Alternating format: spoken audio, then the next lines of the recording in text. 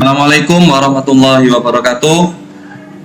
Yang saya hormati Bu Kepala Sekolah SMP Negeri 44 Surabaya, Ibu Eni Dwi Nurhayati.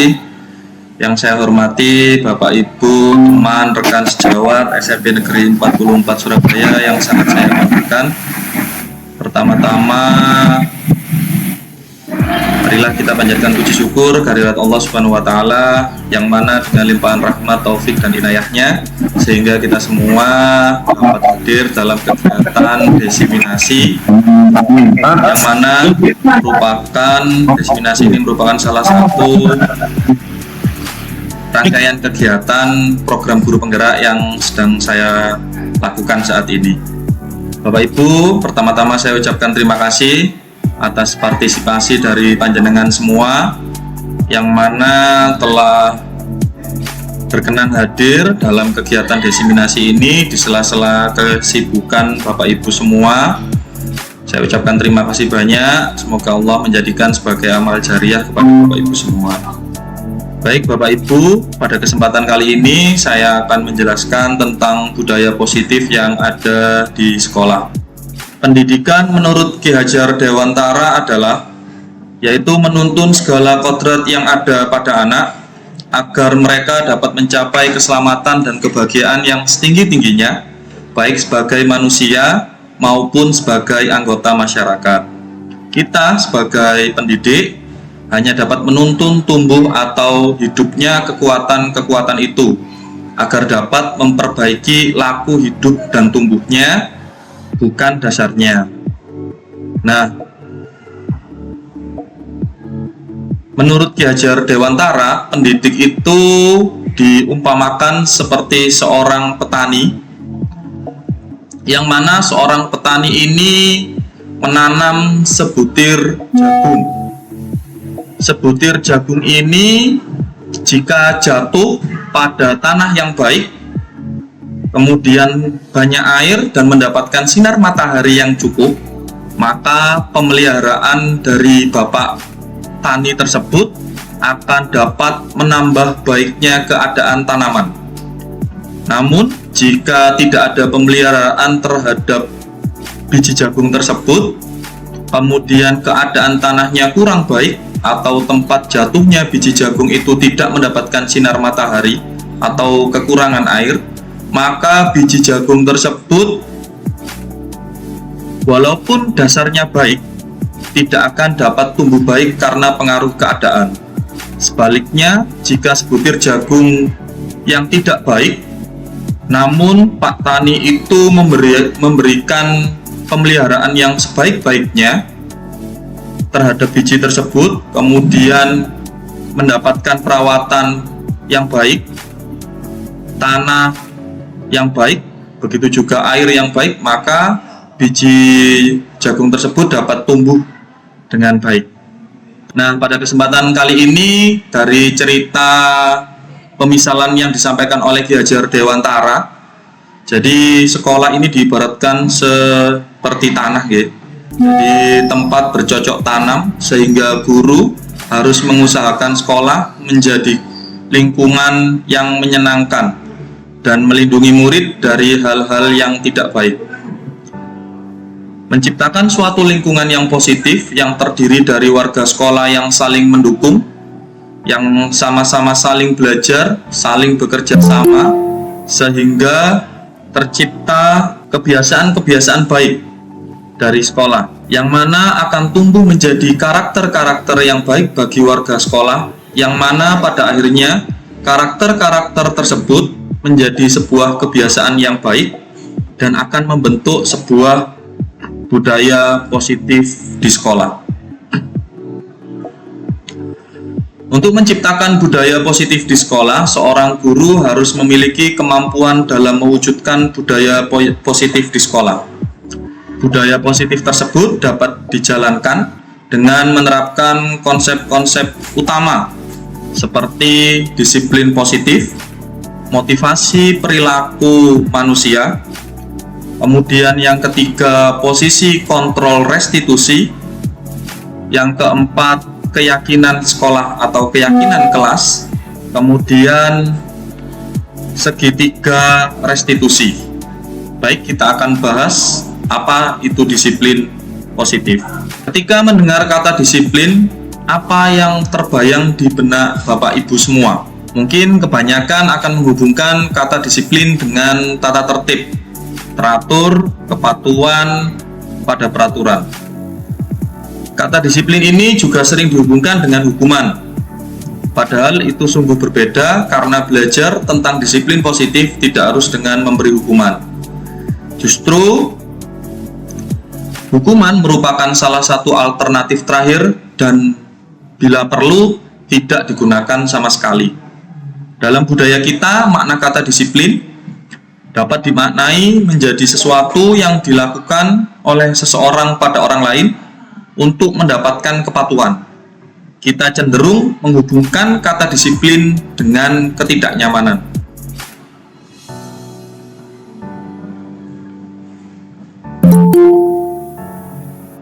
Monggo, Budi.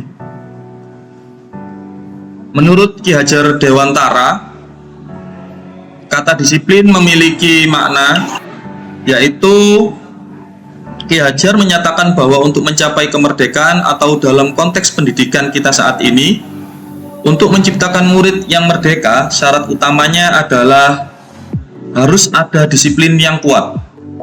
Disiplin yang dimaksud adalah disiplin diri yang memiliki motivasi internal. Maka kita memerlukan pihak lain untuk mendisiplinkan kita atau motivasi eksternal, karena berasal dari luar, bukan dari dalam diri kita sendiri. Disiplin positif merupakan cara penerapan disiplin yang mengajarkan anak bertanggung jawab dan menumbuhkan kesadaran diri berdasarkan nilai-nilai kebajikan. Disiplin positif lebih ke arah disiplin yang dapat mengontrol diri dalam melakukan segala tindakan. Disiplin diri dapat membuat murid memahami dan menyadari berdasarkan motivasi internal dari dalam diri peserta didik, bukan akibat paksaan, ujian, maupun berdasarkan hukuman yang sudah kita tentukan. Berikutnya, Budi. Nah, Bapak Ibu, ada sebuah ilustrasi terkait disiplin positif. Di sini ada sebuah cangkir, yang mana cangkir tersebut harus kita pegang kuat-kuat, karena penting untuk kehidupan Bapak Ibu. Yang kedua, ada orang yang kedua, yaitu mencoba dengan segala cara untuk membuka kepalan tangan. Jadi A ini ibarat Bapak Ibu semua, kemudian B itu teman rekan sejawat.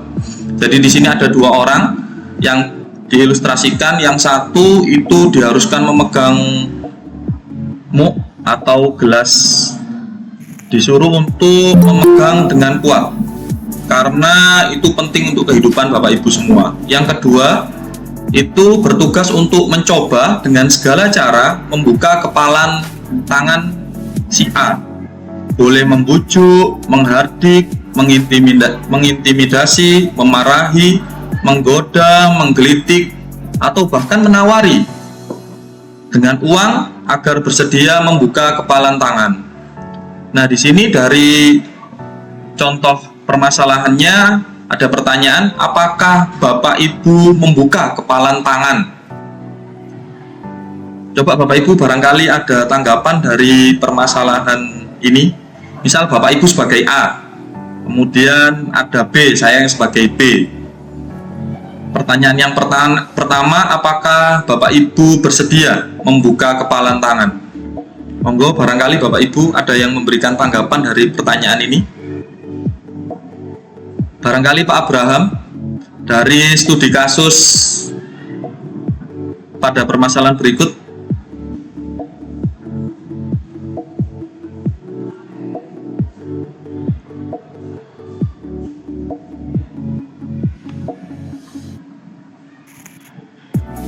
Monggo, Pak Abraham atau Pak Agus. Ada Bu Sri juga. Bu Sri, monggo Bu Sri.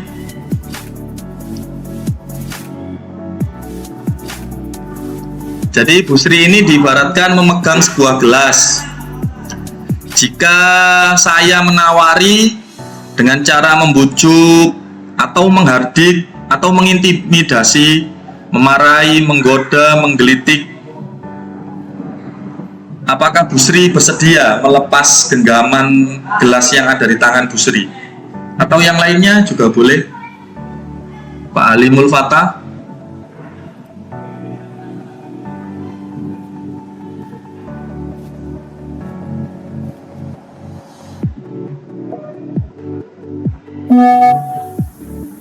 Bisa dibuka untuk mikrofonnya, Pak Alim.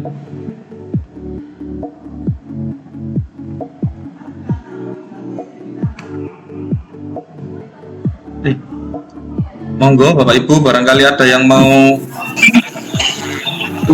menjawab pertanyaan.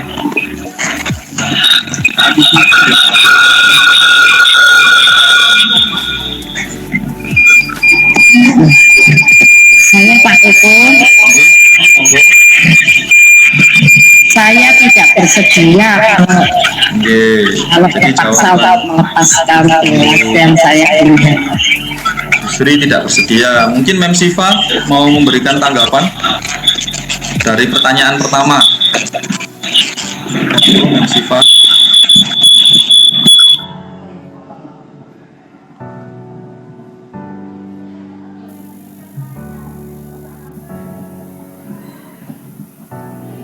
Mem Siva mau ngomong apa gimana ini? Pak Alim atau teman-teman yang lain barangkali mau memberikan tanggapan dari pertanyaan yang pertama. Kalau tadi Bu Sri tidak berkenan untuk membuka kepalan. Pak Abraham.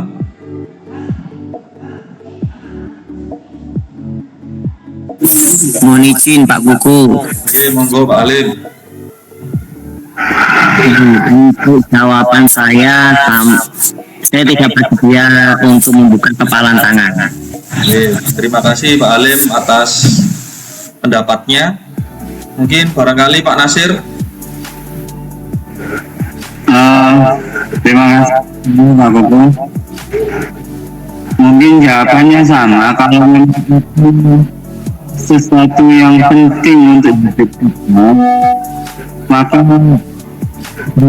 tenaga kita untuk itu. Jadi tidak bisa dilepaskan dengan begitu. Ya, terima kasih Pak Nasir atas jawabannya, luar biasa. Jadi dari ketiga pendapat semuanya sama, yaitu tidak bersedia dan menyampaikan alasannya juga. Maka dalam kegiatan ini sesungguhnya siapa yang memegang kendali atau kontrol untuk membuka atau menutup kepalan tangan? Maka bisa dilanjutkan, yang memiliki kontrol atau kendali yakni diri kita sendiri.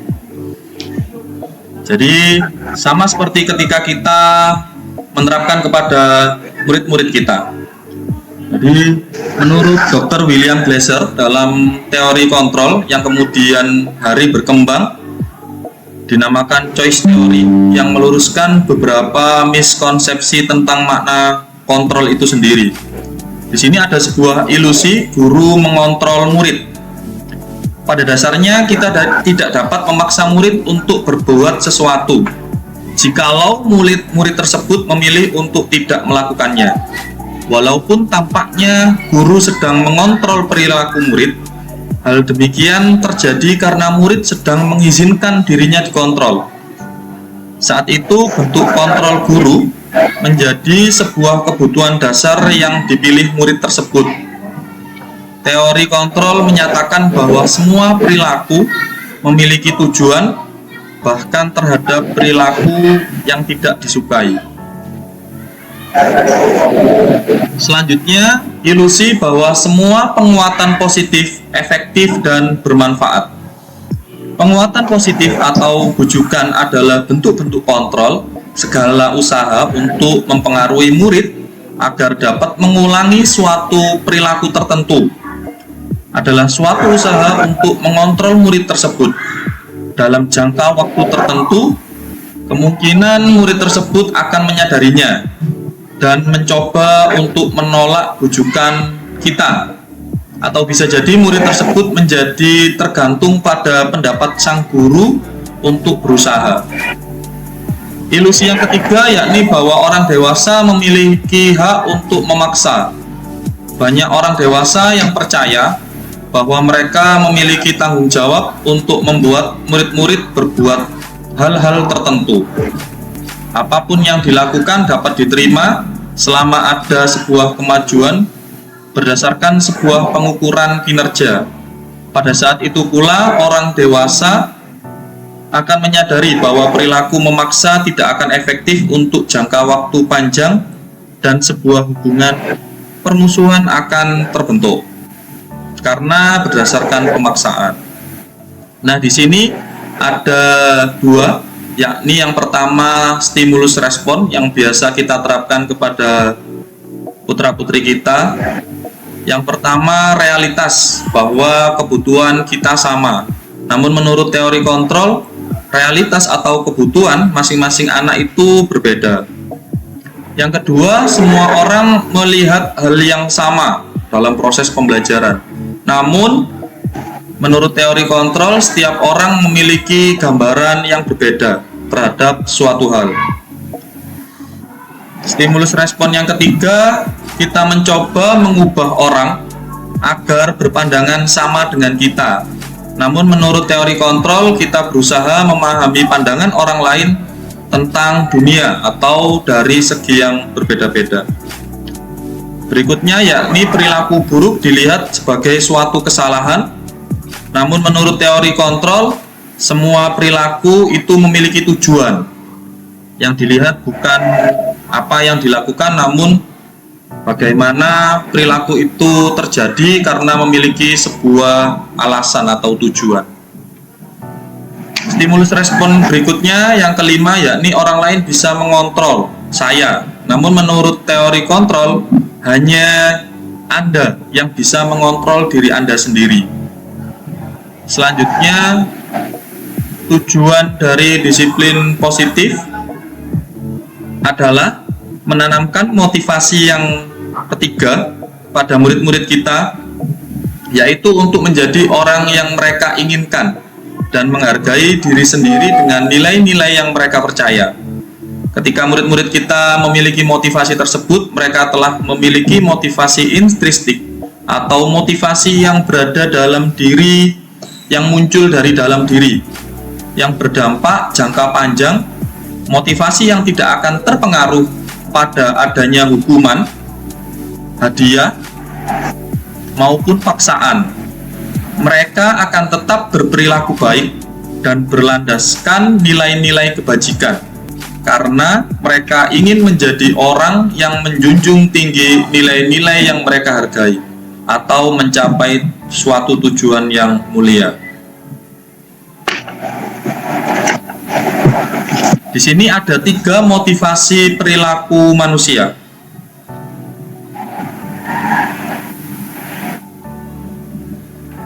Yang pertama, untuk menghindari ketidaknyamanan atau hukuman. Yang kedua, untuk mendapatkan imbalan atau penghargaan dari orang lain. Motivasi perilaku manusia yang ketiga yakni untuk menjadi orang yang mereka inginkan dan menghargai diri sendiri dengan nilai-nilai yang mereka percaya.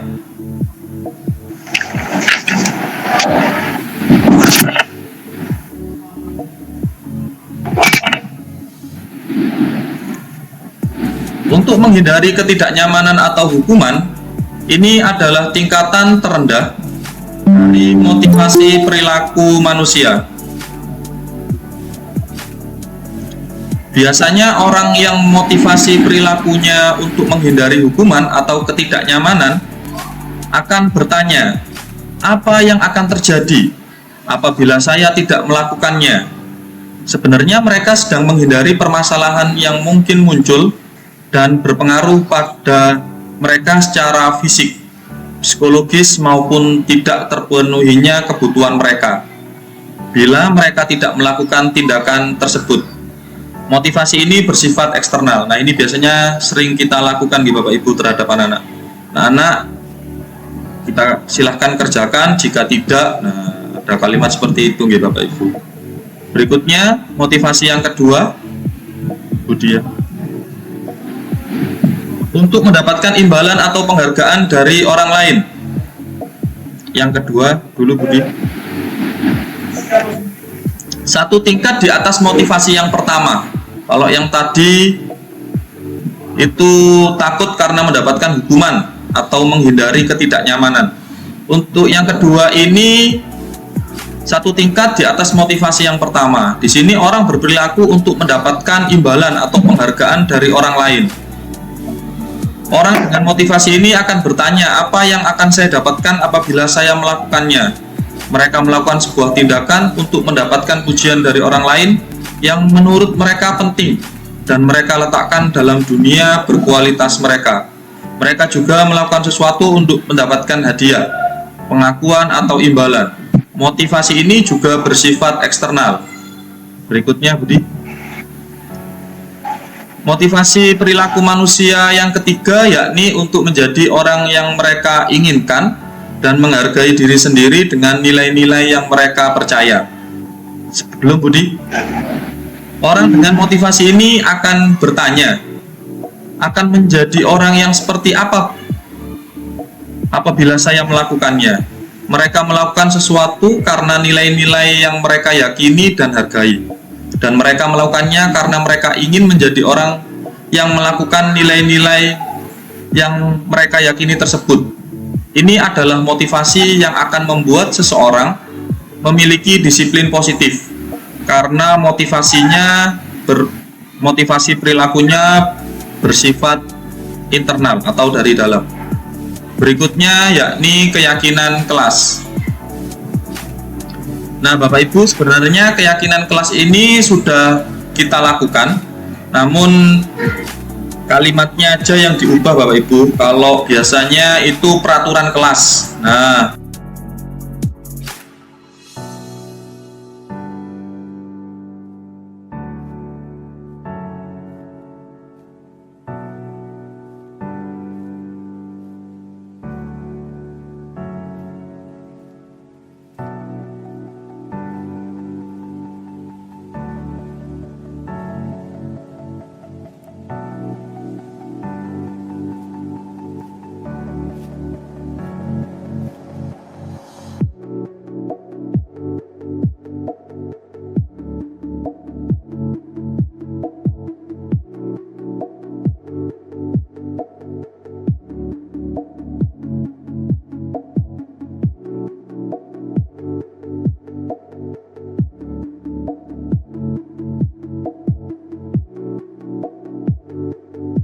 di sini keyakinan kelas yang sudah saya lakukan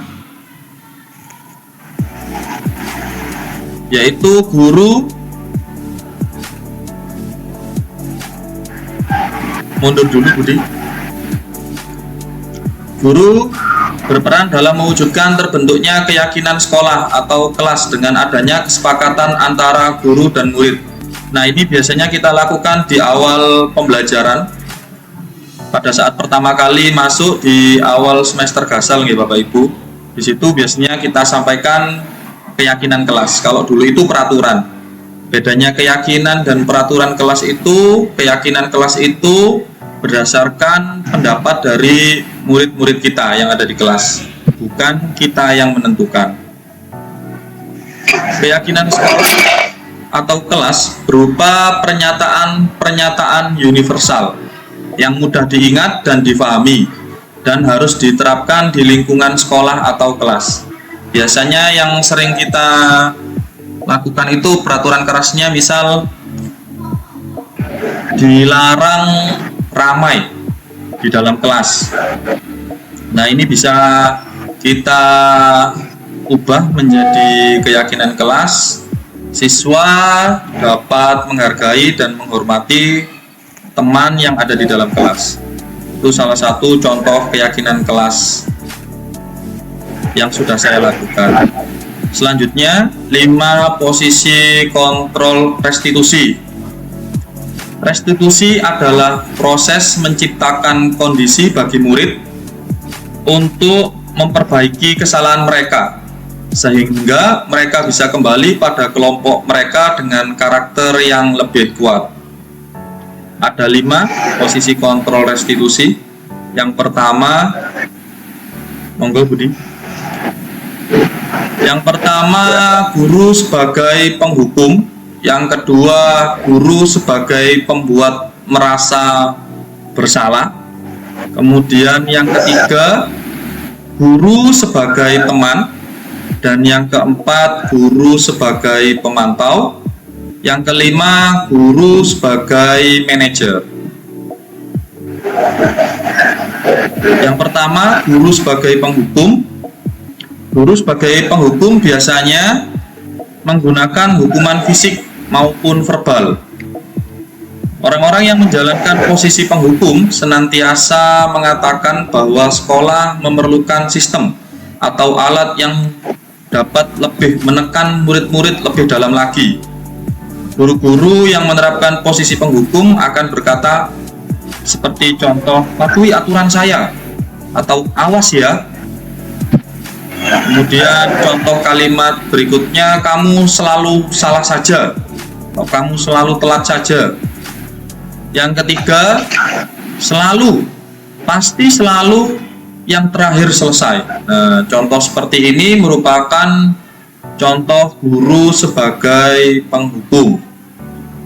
Guru seperti ini senantiasa percaya hanya ada satu cara agar pembelajaran bisa berhasil, yaitu dengan cara guru tersebut. Nggak ada cara lain. Berikutnya, posisi kontrol restitusi yang kedua, yakni guru sebagai pembuat merasa bersalah. Ini termasuk saya kadang menggunakan ini. Pada posisi ini biasanya guru akan bersuara lebih lembut. Pembuat rasa bersalah akan menggunakan keheningan yang membuat orang lain merasa tidak nyaman, bersalah, atau rendah diri. Kata-kata yang keluar dengan lembut seperti ibu guru atau bapak ibu guru sangat kecewa sekali denganmu. Berapa kali bapak harus memberitahu kamu? Gimana coba kalau orang tua kamu Konsultan nomor tidak datang ya. Meskipun mau KIP-nya tapi KIP-nya sudah nggak berlaku. Gimana coba kalau orang tua kamu tahu kalau kamu berbuat begini? Nah, di posisi ini murid akan memiliki penilaian diri yang buruk tentang diri mereka. Murid merasa tidak berharga dan telah mengecewakan orang-orang yang disayanginya. Berikutnya, posisi kontrol restitusi yang ketiga, yakni guru sebagai teman. Guru pada posisi ini tidak akan menyakiti murid, namun akan tetap berupaya mengontrol murid melalui persuasi atau pendekatan. Posisi teman pada guru biasa bisa negatif ataupun positif. Positif di sini merupakan hubungan baik yang terjalin antara guru dan murid. Guru di posisi teman menggunakan hubungan baik dan humor untuk mempengaruhi seseorang. Mereka akan berkata, ayo bantulah demi bapak ya. Ini salah satu contoh kalimat dari guru sebagai teman. Yang kedua yakni, ayo ingat tidak bantuan bapak selama ini. Kemudian contoh kalimat yang ketiga pada posisi kontrol restitusi sebagai teman, yakni ya sudah kali ini tidak apa-apa, nanti bapak atau ibu bantu bereskan. Ini salah satu contoh posisi kontrol guru sebagai teman. Selanjutnya guru sebagai pemantau. Memantau berarti mengawasi. Pada saat kita mengawasi, kita bertanggung jawab atas perilaku orang-orang yang kita awasi. Posisi pemantau berdasarkan pada peraturan-peraturan dan konsekuensi dengan menggunakan sanksi atau konsekuensi. kita dapat memisahkan hubungan pribadi kita dengan murid sebagai seseorang yang menjalankan posisi pemantau. Pertanyaan yang diajukan seorang pemantau seperti peraturannya apa? Apa yang telah kamu lakukan?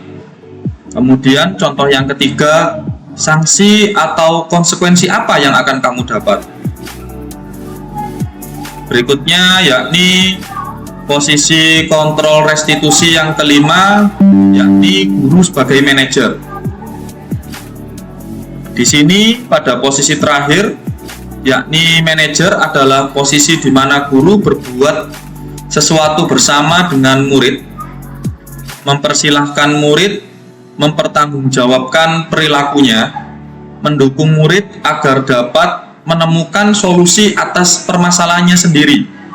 Jadi ketika ada murid yang melakukan kesalahan, pada kontrol guru sebagai manajer, yakni kita mengarahkan murid untuk menemukan solusi atas permasalahan yang mereka buat. Contoh kalimatnya yakni apa yang kita yakini, atau kembali ke keyakinan kelas atau peraturan kelas yang sudah kita buat. Pertanyaan yang kedua, apakah kamu meyakininya? Contoh yang ketiga, jika kamu meyakininya, apakah kamu bersedia memperbaikinya? Jika kamu memperbaiki ini, hal ini menunjukkan apa tentang dirimu? Contoh kalimat yang ketiga pada posisi kontrol restitusi, yakni apa rencana kamu untuk memperbaiki hal yang atau kesalahan yang sudah kamu buat? Itu 5 posisi kontrol restitusi. Mungkin Bapak Ibu semua sudah menerapkan 5 posisi kontrol dalam menghadapi peserta didik pada proses pembelajaran di kelas.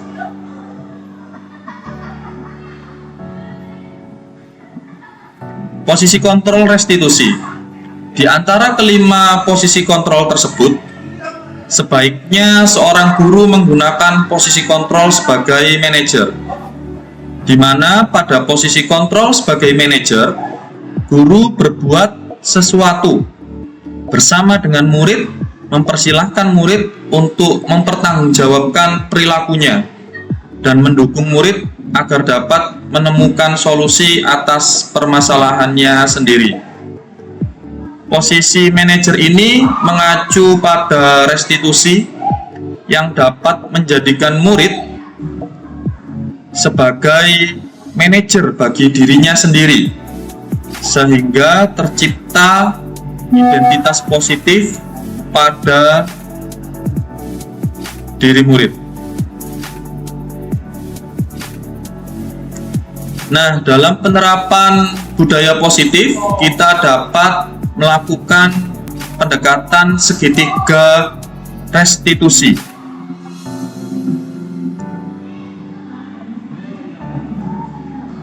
Di tahapan dalam segitiga restitusi ini ada 3. Yang pertama,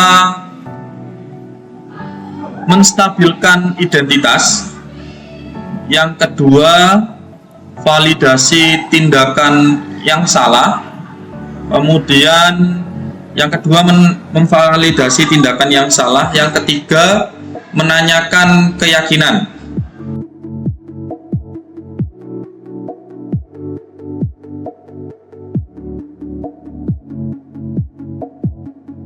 Assalamualaikum warahmatullahi wabarakatuh. Bagaimana kabar kalian hari ini? Masih semangat ya untuk belajar matematika? Aku tanya, hari ini kita akan belajar tentang materi apa? Biasa, kita akan belajar materi bangun rumah. Assalamualaikum.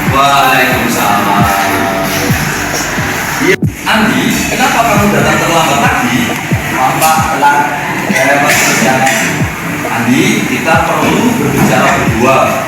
Keterlambatanmu hari ini tidak bisa terus berlanjut. Nanti setelah jam istirahat, silakan temui Pak Kuku di ruangannya Pak Kuku ya. Baik, Pak.